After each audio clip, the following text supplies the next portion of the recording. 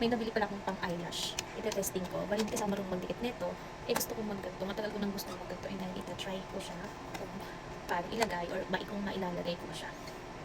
Sabi nila, basta ang right and left daw, pag nakatutok sa'yo, kunyari ito, dito, sa left, ito sa right, parang gano'n. Nga, testing natin. Kasi ito lang marunong maglagay nito. Ito siya. Ang kinuha ko is yung natural lang. Ayoko nung masyadong makapal. Ayoko din na masyadong mahaba. Ito siya. Ngayon lang ako magaganto, guys. Ay, mali. Kailangan ko pala muna magganto. Magaganto muna ako. Kailangan ko pala muna magganto ng eyelash. Dapat nakataas kasi siya.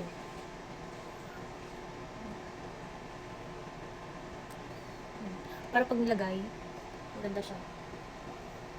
Nakalapat talaga. Ayan, nakatayo na siya.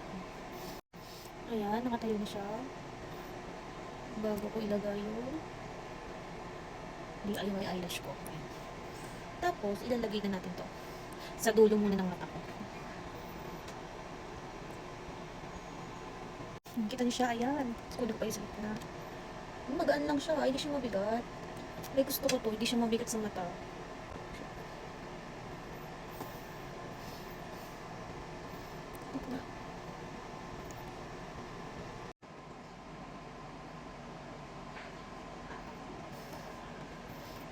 Walang haba. Tingnan nyo naman. Bagay ba sa akin?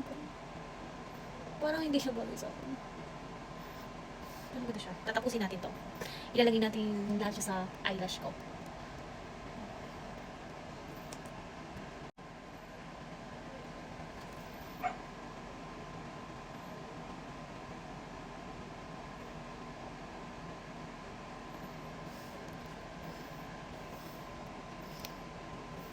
Parang po tayo.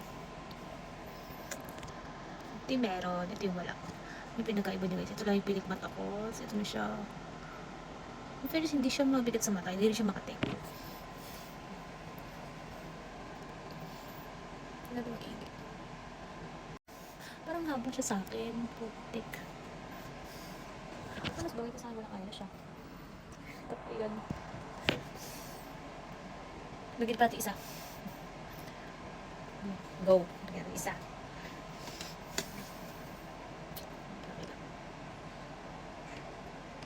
Ginusto kong maglagay niyan. Pero, tayo sandali lang siya ito. Dumigil siya agad. Ito na lang kaya? Dulo na lang kaya? Parang maganda pa pag dulo na lang. Go.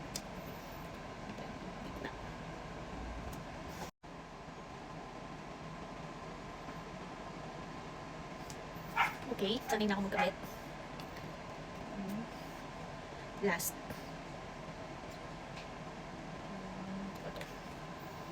Ay, putik.